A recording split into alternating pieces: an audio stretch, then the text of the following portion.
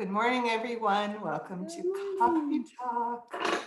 We are your hosts from the Southborough Youth and Family Services Department from the town of Southborough.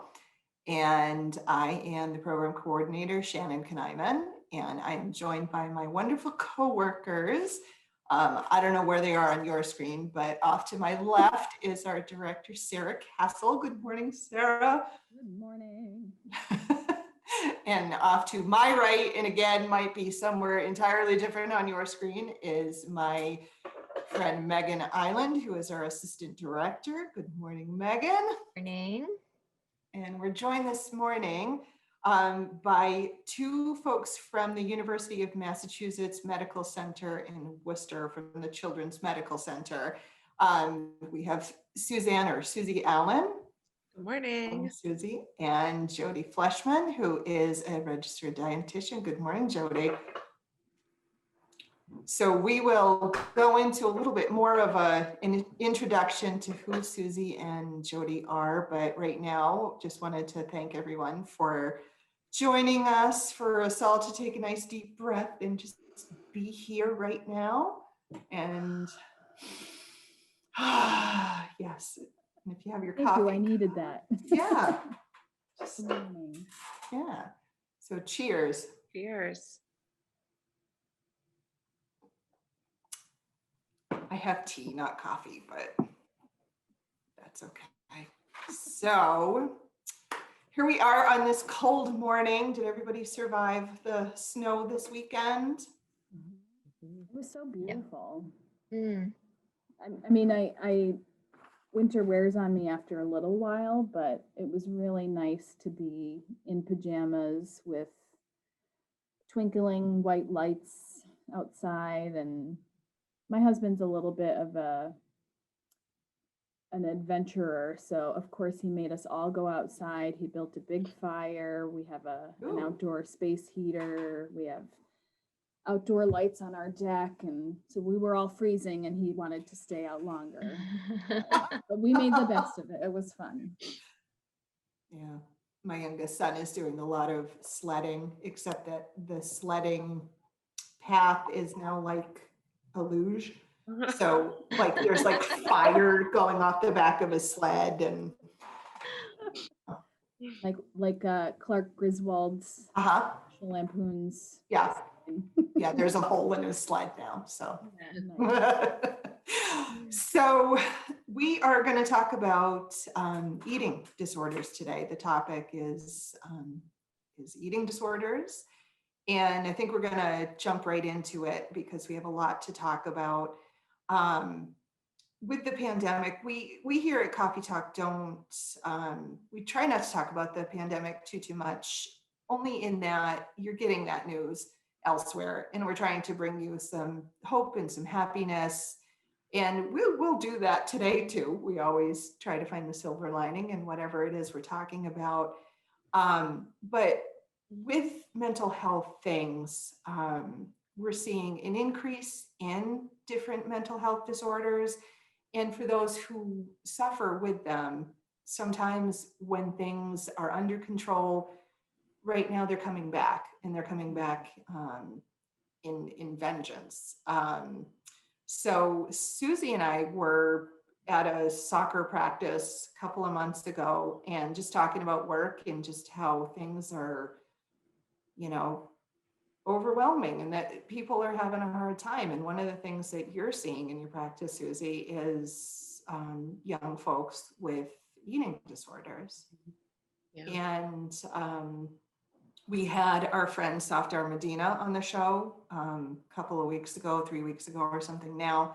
And he said exactly the same thing. He said, please do a Coffee Talk episode on eating disorders, because it's something we're just seeing so much of it. And we said, we're on it. So here we are today. So both Suzie and Jody have super impressive CVs. And I kind of wanted to share a little bit about who these ladies are before we jump into our questions.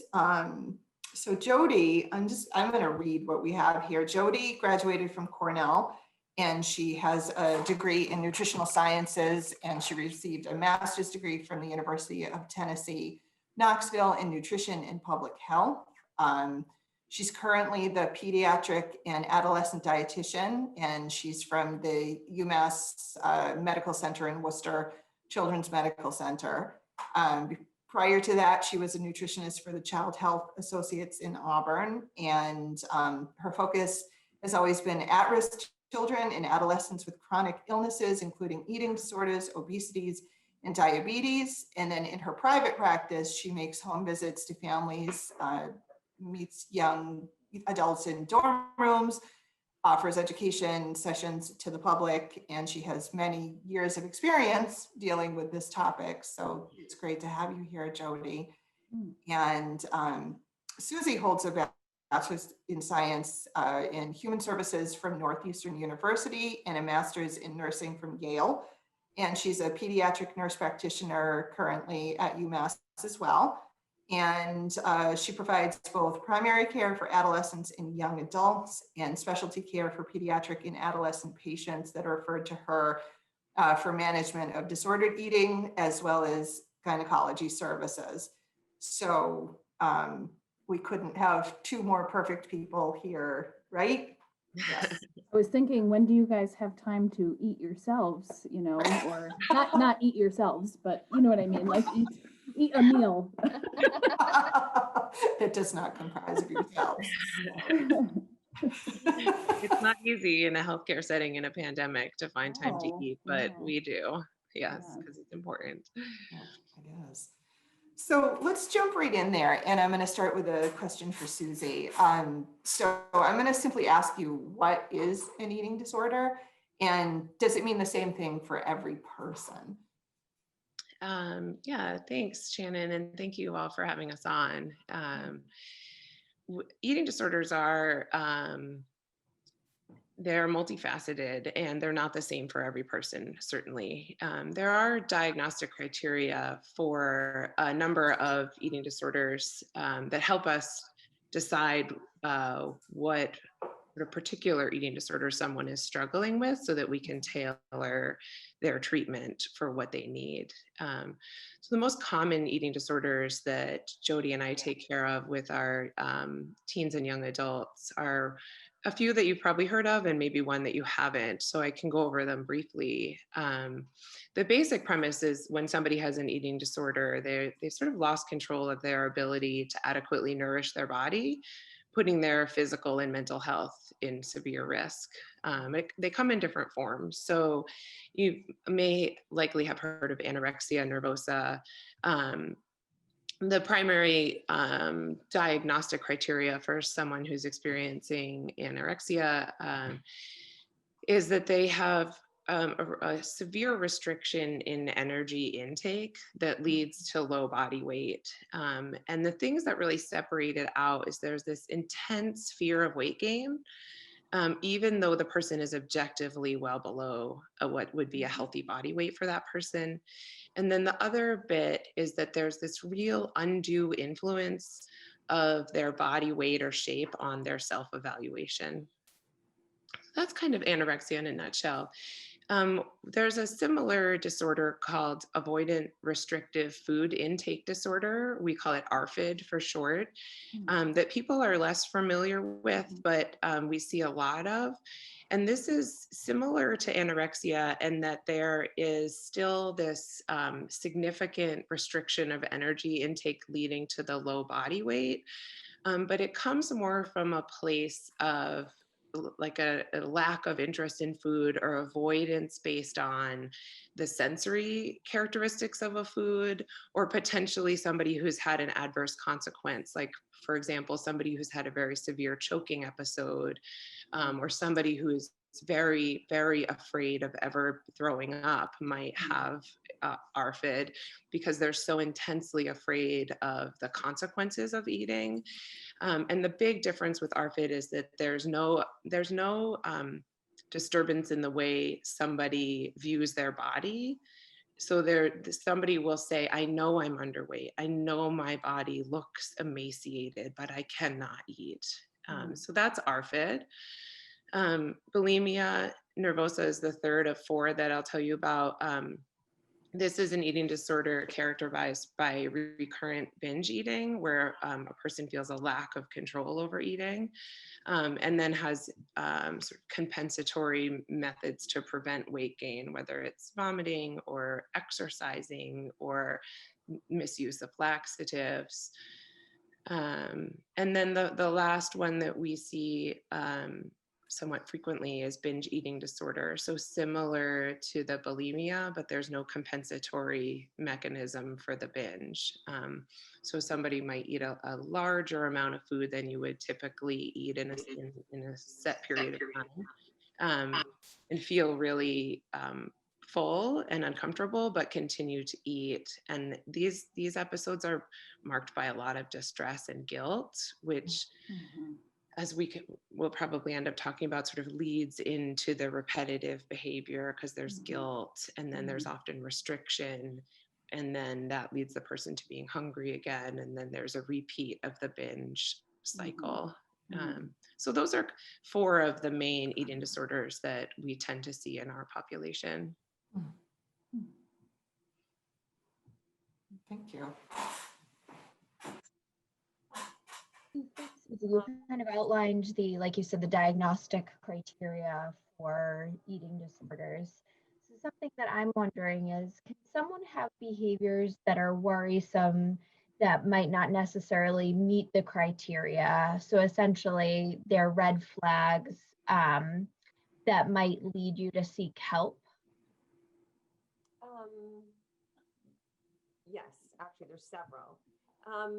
Sometimes the eating issues might be considered a phase. However, during a pandemic, because young adults are so isolated and they're anxious and there's so much stress, that often it's a pretty ripe time for people to get entrenched very, very quickly with the eating issues.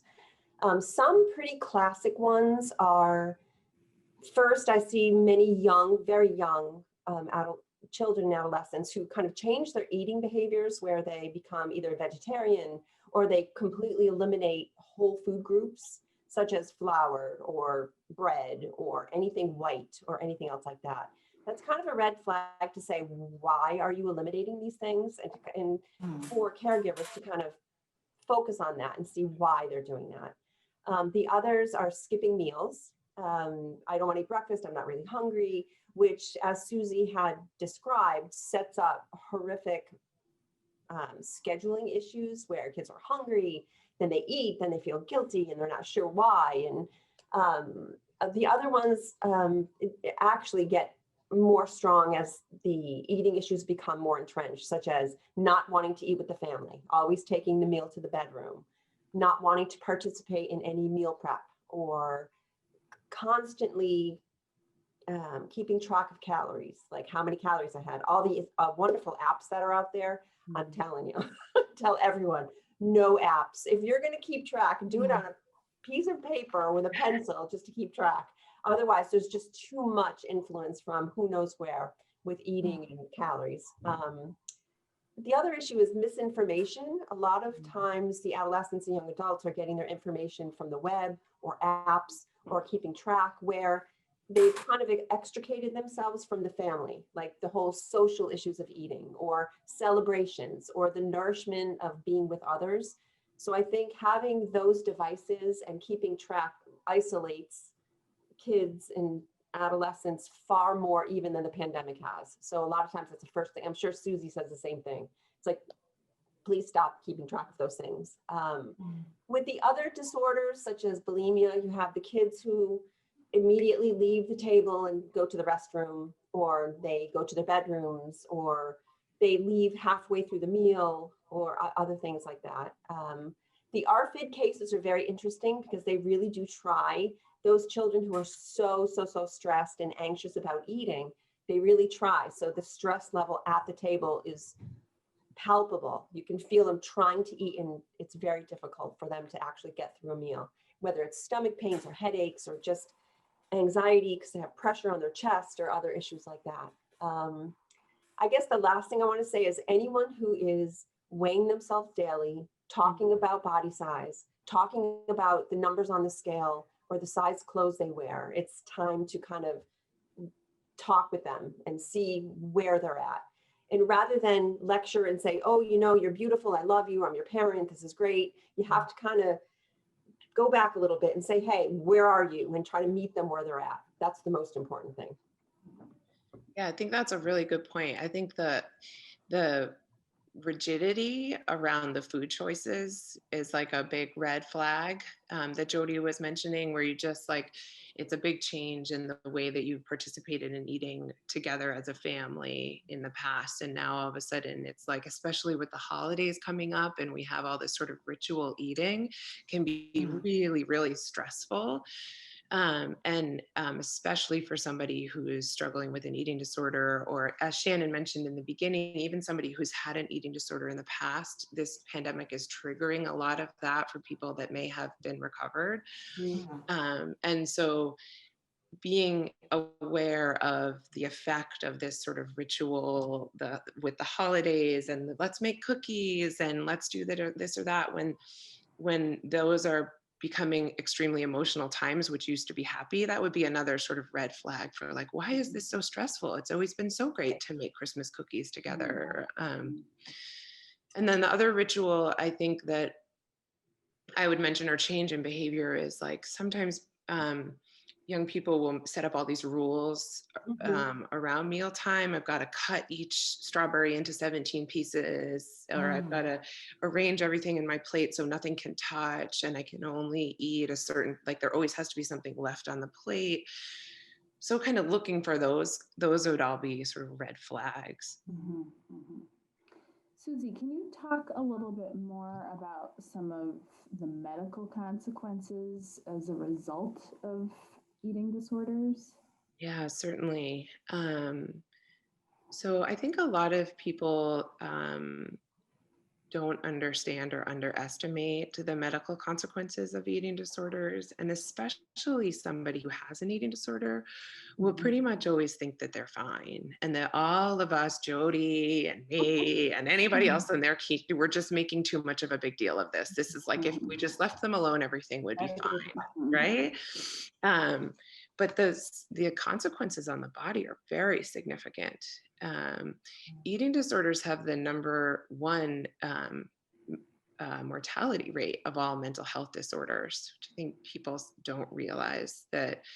And that kind of highlights what why we're so careful around managing these disorders and why it's important to intervene so quickly. So every system really is affected, especially in anorexia. Initially, as people are experiencing weight loss, you'll see constipation is very common. I don't think I take care of anyone with an eating disorder that's not constipated, which makes sense because the body is really slowing down transit all the way through to get every bit of nutrients out of the food that they can. But the constipation can be really severe and cause pretty significant abdominal pain, and that exacerbates the discomfort with eating. So we're taking somebody who is distressed about eating and has all the worries that we talked about about body and shape and size, and then adding some physical distress because now it hurts to eat and they feel more full and more bloated and more uncomfortable. So initially, a lot of the symptoms are around the stomach and can develop some reflux as well.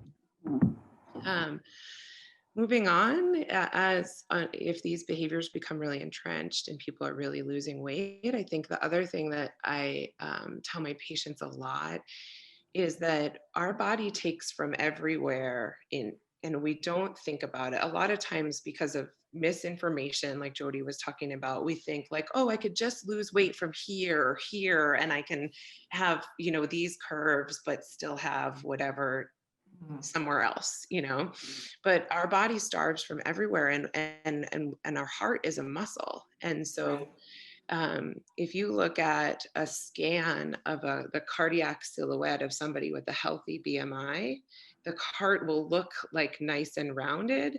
And if you look at somebody who has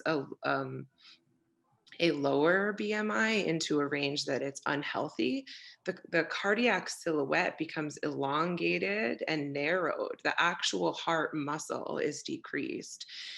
And that leads to dizziness, it leads to fatigue, it leads to this sensation when you stand up and your vision kind of gets black and blurry because the heart muscle isn't strong enough to send blood up to the brain. There's effects on bones over time. Women are at a risk, and men too are at a risk of osteopenia and osteoporosis. Young men are affected as young women are with their hormones. And so women will stop having a menstrual period. Men will produce less testosterone. So we don't get such a biological marker as we do with women losing a period, but men will experience all the side effects of having lower testosterone in their system. I could go on and on. It really affects every system. In terms of especially the anorexia and the ARFID with the weight loss. Thank you. Jody, did I leave anything out? I was thinking of the cognitive issues. Oh yes, it's so important. Just the focus, just the mental health issues. And you could talk about the cognitive issues as well, but I can see it as well. The vacancy of thinking, how long it takes for someone to react is completely different, completely slowed down. And it is so interesting that the person, male or female, like you said, they don't recognize it. They think everything is just status quo, everything's working fine. And so it's very difficult to engage them in knowing that something else is happening and that you have to, quote unquote, recover or get better, quote unquote, because they don't feel it. So that's the hardest thing I deal with as well.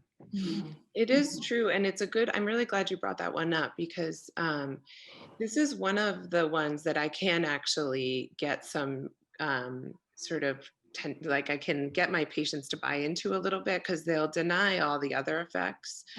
But many people with eating disorders are really high achieving in many aspects of their life. You'll see like straight A student, and I can also show brain scans of how the certain parts of the brain atrophy for somebody with acute anorexia and a healthy control.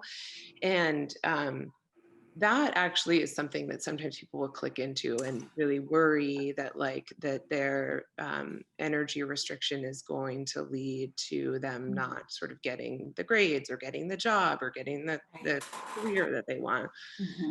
The good news is that these brain scans is a pretty great study where there were scans done of acute anorexia, recovered anorexia, and a healthy control.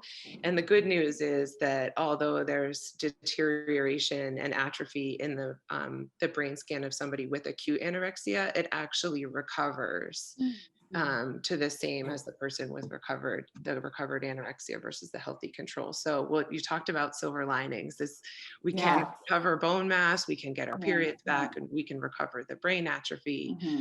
But it takes working on changing the behaviors and nourishing the body.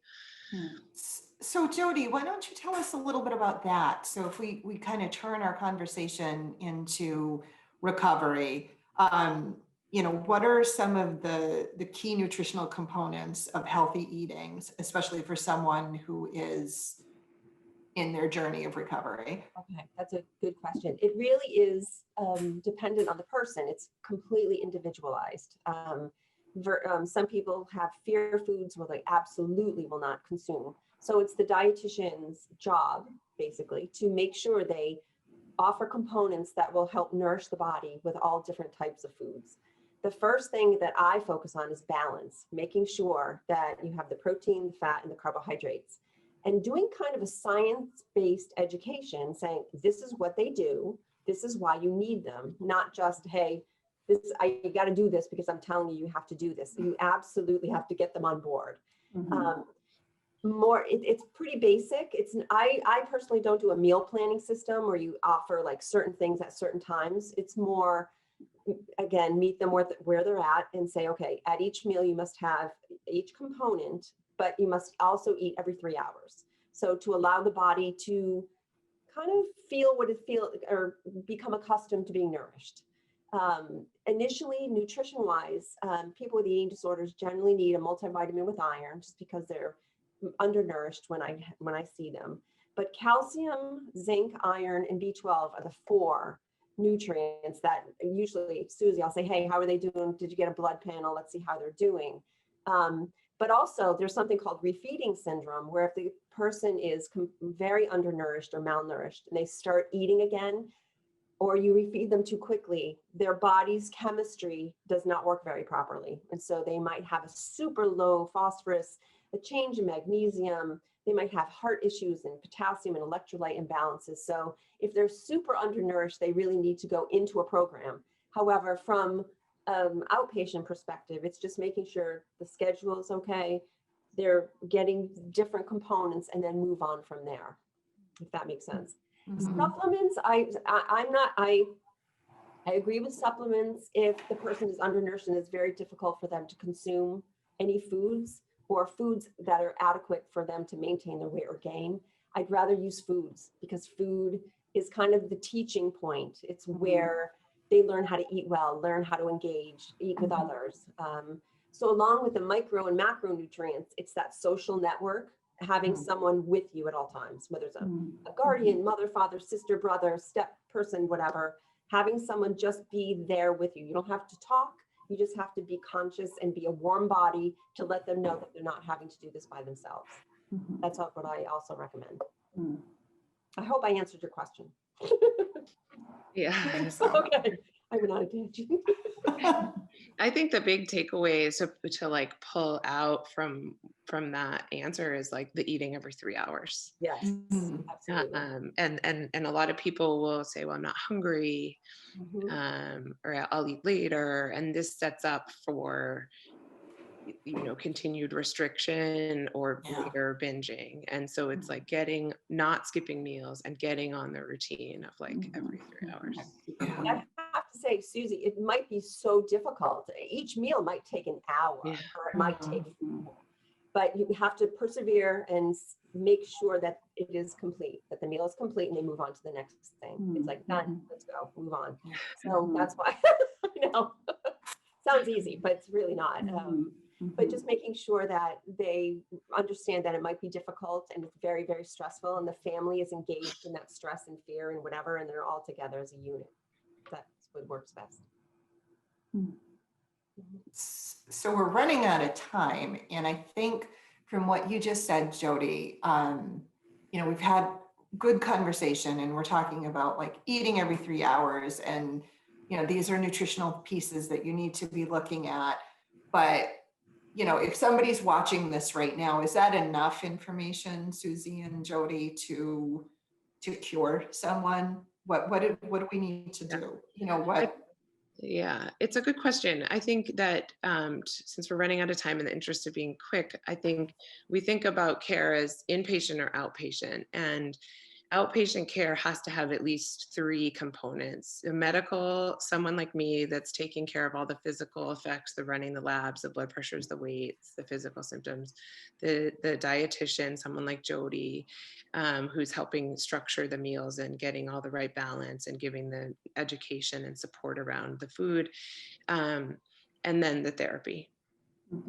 And so in certain cases where there is just way too much conflict around the meals, and it's too stressful and there's lots of fighting, that is criteria enough for needing more support, that the outpatient team is not enough. The other would be when, like Jody was talking about, with the refeeding syndrome, as I did mention, there are potential for severe or fatal consequences. And so somebody could require an inpatient level of care if they have lost a lot of weight and or have been severely restricting. They're at a risk for refeeding syndrome. Or if somebody has electrolyte abnormalities from from purging, then those people might need to seek care through either a hospitalization, a medical hospitalization, or more likely through, there's many treatment centers. We actually live in a place with many treatment centers around and many options from outpatient level of care, which is all virtual right now. They have intensive outpatient programs, which are 3 nights a week. They have day programs, which are offered virtually, where you have breakfast and lunch and a bunch of groups and individual and family therapy. And then there are residential programs happening now where people are going and you stay overnight and get the round-the-clock treatment that you need.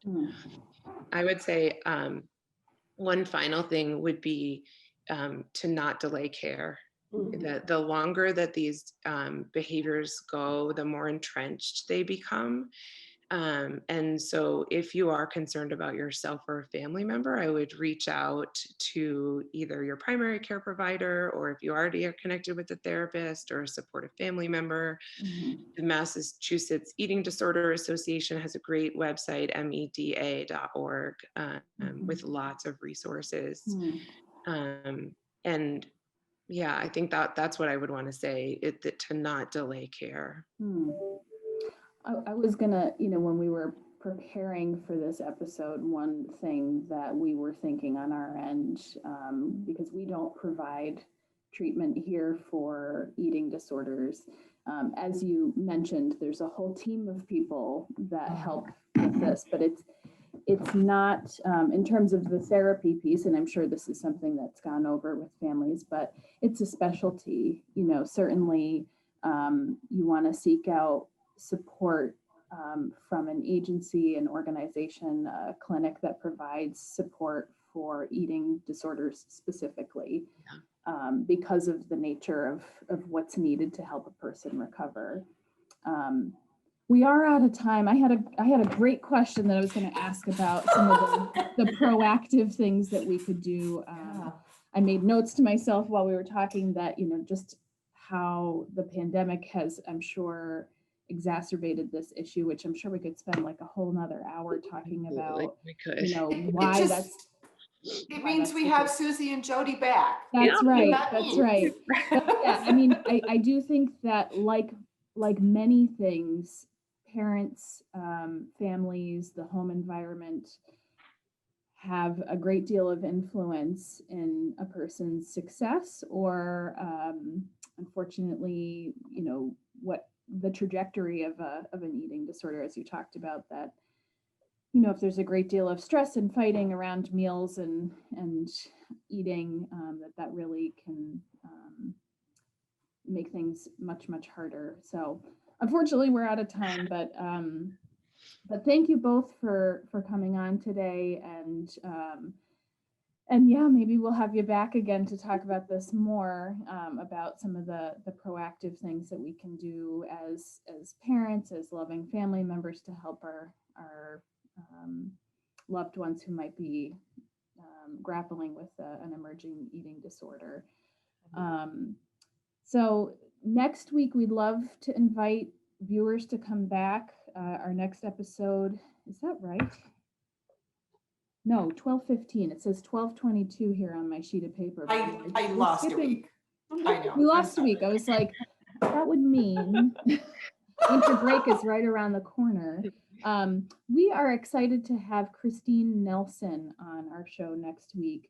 She's going to be, Christine is a yoga instructor, and she's going to be doing some, we're going to take a little pivot on the show, and instead of discussing a topic, Christine's going to be doing some demonstration skills that we all need to help us stay grounded, to relax, to become more in tune with ourselves physically and for our own mental health. So we're excited to invite Christine to come on next week. Wear your yoga pants or, whatever you want. We'll be doing chair yoga. So please join us next week. That's December 15th. And thank you again, Suzie and Jody, for coming on today. We're so appreciative. Thank you guys. This was great. Thank you guys.